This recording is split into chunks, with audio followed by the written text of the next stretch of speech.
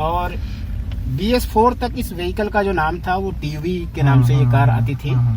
TUV का नाम ही है टफ यूटिलिटी व्हीकल। अच्छा, ठीक है। तो ये उस समय बताया जाता था कि ये टैंक इंस्पायर्ड व्हीकल इसको बनाया गया था। अच्छा। जैसे आर्मी में हमारे महिंद्रा साहब जो है कि हर चीजों का एक मतलब है कि आप कोई चीता इंस्पायर्ड तो कोई तो ये टैंक इंस्पायर्ड है।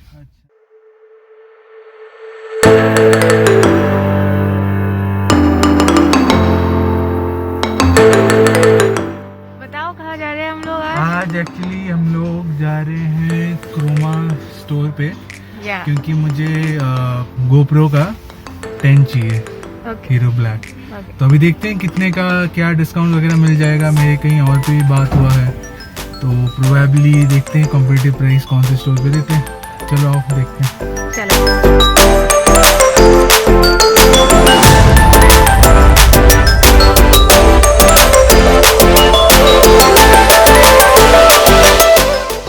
सो गाइस, यहाँ पे एंट्री पे वैक्सीनेशन का सर्टिफिकेट चेक हो रहा है। अगर आप इस स्टोर में आते हैं तो अपना वैक्सीनेशन का सर्टिफिकेट लेकर आएं, और वो सबके पास होता ही है आरोग्य सेतु ऐप पर। तो गाइस, इस स्टोर में क्रोमा के कैमरा अवेलेबल नहीं है, तो हम यहाँ से दूसरे क्रोमा स्टोर पे जाते हैं, देखते हैं वहाँ अवेलेबल है या नहीं है। जिस मॉल में हम अभी होकर आ रहे हैं वो सेक्टर 51 में है, ना कि सेक्टर 47 में। तो वहाँ पे क्रोमा में आपको GoPro नहीं मिलेगा। वहाँ पे कैमरे नहीं है, वो ऑलरेडी स्टार्ट किया है।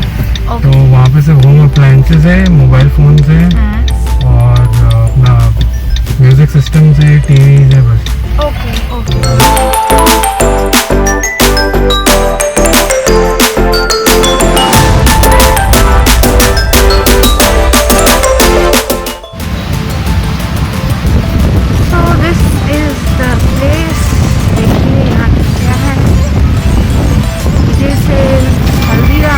काफी बड़ा आउटलेट है यहाँ पे हल्दीराम का, अच्छा आउटलेट है।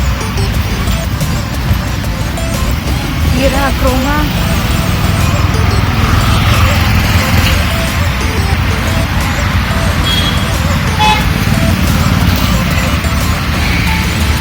सबसे पहले हम जाते हैं क्रोमा पे, और यहाँ पे ये देखिए रिलायंस डिजिटल भी है और भी बहुत सारे हैं। अभी यहाँ रिलायंस डिजिटल भी है, रिलायंस डिजिटल भी है। तो दिस इज इट गाइस, यहाँ ये रिलायंस डिजिटल जो है सेक्टर 29 में यहाँ पर अवेलेबल है GoPro, और अगर आपको लेना है तो आप यहाँ आ सकते हैं। क्या पता चला अंदर? तो जो इनके पास सिर्फ GoPro 10 और GoPro 9 ही अवेलेबल है। अच्छा। और इन्होंने बताया कि जो GoPro 9 है वो 36,990 का है। तो उसमें कार्ड का सिर्फ डिस्काउंट हो जाएगा, जो का 1500 का है तो 35 का पड़ेगा। वो सिर्फ कैमरा उसके साथ कोई एक्सेसरीज नहीं है, कुछ नहीं है। तो GoPro 10 जो है हीरो जो है वो 55,000 का है। तो देखते हैं, डिसाइड करते हैं भी कौन सा ले। आइडियली मेरे को तो लगता है कि मैं GoPro 9 ही ले लेता हूँ। अगर हमें महिंद्रा की कार लेने का जैसे हमारा मन है तो क्या बजट है, तो ये सब हम R&D करने के लिए जा रहे हैं। सो फिर आगे आपको दिखाते हैं।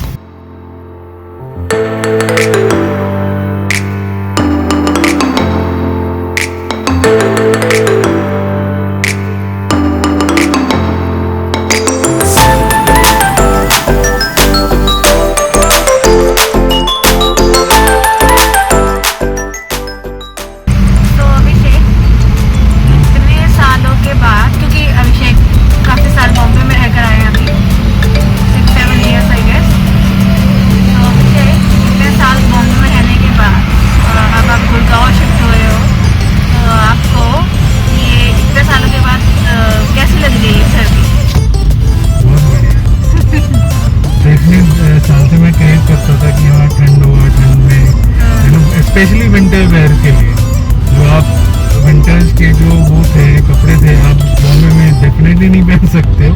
तो मैं सोचता था कि यार मेरे कपड़ों का क्या होगा, मैं कब पहनूंगा, कहाँ पहनूंगा।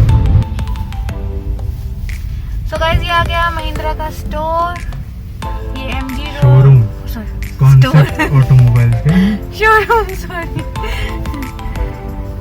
ऐसे स्टोर जा रहे थे ना हमें।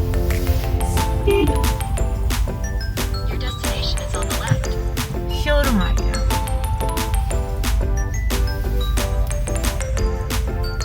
तो we are here at Mahindra और हमने कौन सी कार लेते हैं? Bolero Neo. या बोलेरो नियो देखने के लिए हम लोग आए हैं और अभी हम उसकी टेस्ट ड्राइव के लिए जा रहे हैं। तो अभी दिखाते हैं आपको क्या होता है।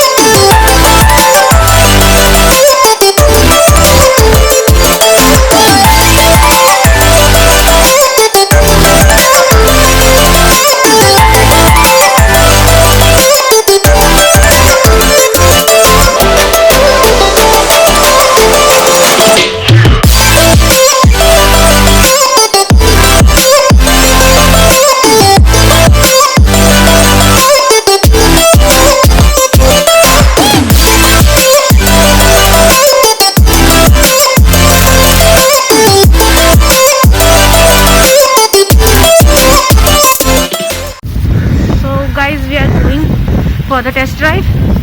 आप आगे बैठिए।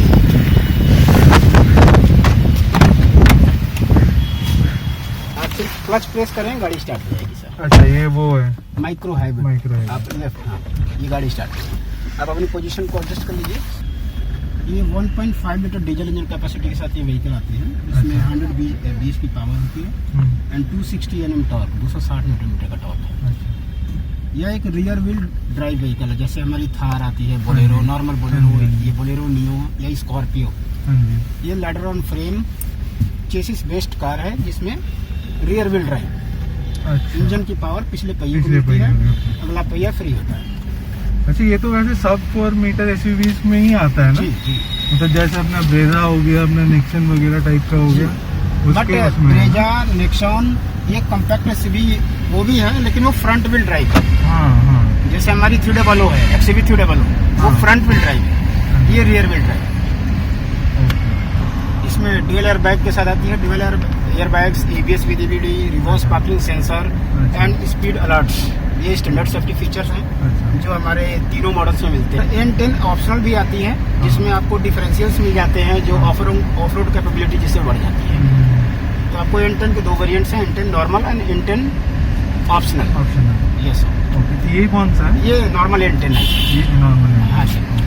इसमें आपको फोन कनेक्टिविटी, अच्छा, और यहाँ क्रूज कंट्रोल, आपको राइट साइड में क्रूज कंट्रोल मिल जाते हैं। हाँ। जैसे आपको इजी टू ड्राइव होगा, हाईवेज वगैरह में, एक्सप्रेसवेज में आपको आप आसानी से क्रूज सेट करके चल सकते हैं। रूम काफ़ी अच्छा मिलता है हमारी बोलेरो नियो पर। आप अगर बैठे हैं तो कुछ चेक कर सकते हैं, ठीक है ना। कोई सर्विस अलर्ट्स है तो वो मिल जाते हैं। अच्छा। DRL आप ऑफ करना चाहें तो ऑफ कर सकते हैं। और ये ई मैनुअल, ठीक है। अच्छा। जिसमें आप इंफोटेनमेंट सिस्टम से रिलेटेड बहुत सारे आपको वीडियोस मिल जाते हैं, जैसे रेडियो कैसे काम करता है या कोई फीचर्स है। इसमें जितने फीचर है उसके महिंद्रा में वीडियोस भी अपलोड होते हैं। अच्छा।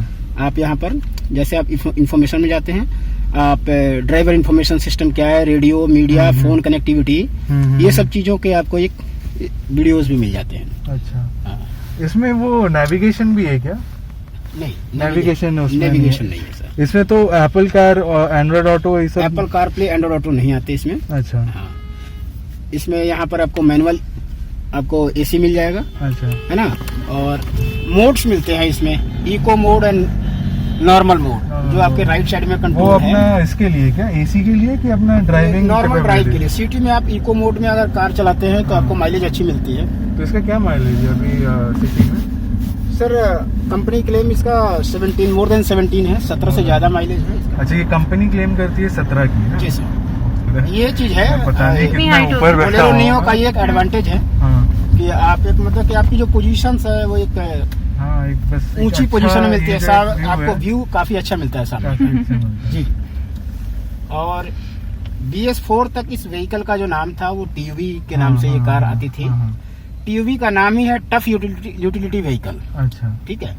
तो ये उस समय बताया जाता था कि ये टैंक इंस्पायर्ड व्हीकल इसको बनाया गया था। अच्छा। जैसे आर्मी में हमारे महिंद्रा साहब जो है कि हर चीजों का एक मतलब है कि आप कोई चीता इंस्पायर्ड तो कोई तो ये टैंक इंस्पायर्ड है। अच्छा। ठीक है, तो उस तरह की मतलब कि एक टफ यूटिलिटी व्हीकल बनाई गई थी, रियर व्हील ड्राइव, और एक तरह से ये फैमिली कार सब 4 मीटर आप मतलब कि मल्टीपर्पज व्हीकल है। हाँ जी, आप किसी भी टेरेन में ले जाएं तो अच्छा ग्राउंड क्लियरेंस है इसका। 180 मिलीमीटर। अच्छा, ये भी है, जैसे मैं जानना चाहता हूँ कि अभी डीजल व्हीकल का क्या है, दिल्ली एनसीआर में वो कर दिया है कि 10 इयर्स का वो मतलब लिमिट है कि आप 10 साल के बाद आपको स्क्रैप करना पड़ेगा जी। तो ये डीजल व्हीकल जिस कॉस्ट में आता है उस कॉस्ट में जस्टिफाई होता है क्या? क्योंकि मैं 10 साल चलाऊंगा और ये ऑलमोस्ट 10-12 लाख की गाड़ी है ऑन रोड जी। तो मतलब आप तो बेच भी रहे हो, तो आपको क्या लगता है, मतलब कस्टमर्स इस चीज को सोच रहे हैं क्या? एकदम सर, देखिए जिन्हें क्लच प्रेस कर सर, देखिए सर बेसिकली डीजल व्हीकल्स उनकी रिक्वायरमेंट होती है। जैसे आपने कहा कि मेरी रनिंग ज्यादा है, है ना, तो बहुत ऐसे कस्टमर हैं कि अगर सपोज करिए कि आपकी 100 किलोमीटर की पर डे की रनिंग है, तो आप 2 लाख तक किलोमीटर तो आप अपने अगले 4-5 सालों में कार चला देंगे, है ना। और वही कस्टमर है कि डीजल उनके लिए प्रेफरेबल नहीं है। सपोज करिए कि उनको 10 साल में ही उनकी गाड़ी 1 लाख किलोमीटर चलती हो, तो पहला तो ये फैक्टर है कि आपकी गाड़ी चलती कितनी है। अच्छा। वो आपको ध्यान देना है। अगर आपकी रनिंग अच्छी है तो नो डाउट आप डीजल के साथ जाएं। अच्छा। उसमें कोई दिक्कत नहीं है। बाकी हमारी सबसे अच्छी रीसेल वैल्यू वाली अगर कोई कार है तो वो बोलेरो और स्कॉर्पियो है। वो तो है, ठीक है, क्योंकि ये सिर्फ रिस्ट्रिक्शंस दिल्ली एनसीआर के लिए है कि आप 10 साल में कार आपको बेचनी पड़ेगी। अगर इनकेस आप बेचते भी हैं तो मैं ये अश्योर्ड हूँ कि हमारी ये कार सबसे अच्छा रीसेल वैल्यू देकर जाती है। अच्छा। अगर मैं रीसेल करता हूँ तो मतलब मान लो मैं महिंद्रा में आके आपसे ही मतलब रीसेल कर गया तो उस टाइम में मैं जो दूसरा कार शायद महिंद्रा का लूँ तो उसके साथ एकदम आप लोग खरीदते हो ना? एकदम खरीदते हैं सर, क्योंकि ये गाड़ियाँ एनओसी कट के टियर 2 सिटी में रजिस्टर्ड हो जाती है। अच्छा, ओके, ठीक है। तो इस दिल्ली एनसीआर में ठीक है, आप 7 साल 8 साल बाद अगर आपकी कार 3 लाख किलोमीटर चला दी आपने, आप इसे एक्सचेंज कीजिए और ये कार आसानी से एक अच्छी रीसेल वैल्यू देकर जाएगी। आपको कितना लगता है कि मैं 5 साल बाद इसको मैं बेचना चाहूँ तो लगभग कैसा अमाउंट मतलब मिल जाता है? सर मैं अगर समझता हूँ जहाँ तक कि ये कार आपको 40 to 45% वैल्यू देकर जाएगी। तो इसका वेटिंग पीरियड क्या है? वेटिंग सर देखिए 2 से 2.5 महीने, आपको 2 से 2.5 महीने में आपको ये कार अवेलेबल हो जाएगी। इसके कलर ऑप्शंस हैं white, silver, black, Rocky base. अच्छा। ये 3-4 कलर्स में है। और सबसे अच्छी चीज 3 साल और 1 लाख किलोमीटर की हमारी महिंद्रा वारंटी देती है। अच्छा। कार के साथ आप पीछे एक्सटेंड भी कर सकते हैं अप टू 5 ईयर तक। अच्छा। ठीक है, तो 5 साल और 1.5 लाख किलोमीटर तक की आप कार के साथ वारंटी ले सकते हैं। अच्छा। और एक पीसफुल माइंड रहेगा आपका कि हाँ जी 5 साल तक तो सारे वियर एंड टियर्स की जिम्मेवारी महिंद्रा की होगी। ठीक है। अच्छा। किसी तरह के मैकेनिकल प्रॉब्लम अगर गाड़ी में आते हैं तो हालांकि ऐसे तो होगा नहीं, बट ये लेना चाहिए आपको, इसकी गाड़ी की वारंटी साथ में है जी। ये स्पीड अलर्ट्स है, जैसे आप ये 80 से जैसे आपने क्रॉस किया एक बीप साउंड आ गया आपके पास, तो ये अभी स्टैंडर्ड सेफ्टी फीचर है ऑटोमोबाइल्स के। अच्छा, वैसे इसमें बॉडी रोल कितना है? जनरली जो ये अपना लैडर ऑन जैसे जो फ्रेमवर्क होता है उसमें बहुत ज़्यादा वो रहता है, बॉडी रोल रहता है, जो कि अभी है मुझे लग रहा है। देखिए क्योंकि ऐसा इसका डिजाइन की वजह से थोड़ा बहुत तो रहेगा, लेकिन पहले जो आती थी उससे ज़्यादा इम्प्रूव्ड है, क्योंकि उसमें इस तरह के सस्पेंशन दिए जाते हैं कि वो कम से कम बॉडी रोल हो। तो अभी इसका प्राइसिंग लगभग ऑन रोड कितने का पड़ जाता है? प्राइसिंग अगर N10 अगर आप विदाउट डिफरेंशियल लेना चाहेंगे या नॉर्मल तो ये 12,20,000 रुपये ऑन रोड प्राइस है सर। और अपना डिफरेंशियल वाले का ऑप्शनल का वो अप्रॉक्स 13 लाख रुपये। अच्छा, इसका स्टीयरिंग व्हील वो तो नहीं है, पावर स्टीयरिंग तो नहीं है, कौन सा है इसमें? हाइड्रोलिक पावर स्टीयरिंग आता है। अच्छा, हाइड्रोलिक पावर स्टीयरिंग आता है। नहीं वैसे तो मोस्टली एसयूवीज होती है जहाँ तक। हाँ जी, हाँ जी। रियर व्हील ड्राइव एसयूवी में आप अगर परसेंटेज देखेंगे तो आपको हाइड्रोलिक पावर स्टीयरिंग मिलता है। मोटर ड्रिवन पावर स्टीयरिंग अगर आप चलाते हैं तो वो देखिए कार्स के लिए ज्यादा सुटेबल है। अच्छा, जहाँ तक मैं समझता हूँ कि और जब आप एसयूवीज के साथ चलते हैं तो आपको थोड़ा हाइड्रोलिक ज्यादा रिलायबल है उससे। तो उसमें डिफरेंस क्या है, क्या इसमें क्या अलग फायदा है अगर हाइड्रोलिक स्टीयरिंग का? सर हाइड्रोलिक पावर स्टीयरिंग ये ऑयल बेस्ड है बेसिकली, ओके, है ना, जहाँ पर आपको जैसे फ्लूइड डालने होते हैं पावर स्टीयरिंग के लिए, हाँ हाँ, है ना, और इलेक्ट्रॉनिक से कम सेंसिटिव होते हैं ये, थोड़ा स्लोली काम करेंगे, बट ये मतलब कि स्लोली थोड़ा, ओके। तो एक स्टेबिलिटी पर्पस के लिए वजह से कि ज्यादा स्टेबल होती है गाड़ियाँ उसमें। जैसे ये आपकी कार 30-40 से ऊपर जाती है, आपकी कार ऑटोमेटिक लॉक, हाँ जी, स्पीड सेंसिंग डोर लॉक और impact sensing auto door on lock, अच्छा, ये भी फीचर्स है। अच्छा, इम्पैक्ट होने पर आपके दरवाजे अपने आप खुल जाएंगे। जी सर। हाँ, यहाँ मतलब 2-3 लोग तो आराम, 3 लोग तो 3 लोग आराम से बैठ सकते हैं। ऊपर भी होगा, उसमें कोई दिक्कत नहीं है। हाँ, उछलेगा भी तो दिक्कत नहीं। हाँ, और मेरे हिसाब से सीट थोड़ा सा पीछे भी आएगा तो क्या होगा, यहाँ तक आएगा, जो कि मतलब डिसेंट है, इतना तो ये ORVM के लेफ्ट एंड राइट, जैसे आप लेफ्ट साइड में कंट्रोल्स तो लेफ्ट नॉब करके आप एडजस्ट कर सकते हैं, राइट करना है तो ये राइट नॉब करके आप एडजस्ट कर लीजिए। ये लाइट लेवलिंग, ये इको मोड है, नॉर्मल मोड, अच्छा, डिफॉगर, और ये माइक्रो हाइब्रिड फंक्शन के लिए है, जैसे आप क्लच प्रेस अच्छा, वो अगर बंद कर दूं तो वो क्लच वाला सीन बंद हो जाएगा। हाँ जी, हाँ जी। So guys, we are back at home and काफ़ी फ्रूटफुल रहा आज का दिन। जो जो हमें करना था हमने कर लिया और हम लोग अब घर आ गए हैं। और हमारी नेक्स्ट वीडियो के लिए प्लीज़ हमें देखते रहें और हमारे साथ रहें। Keep in touch with us.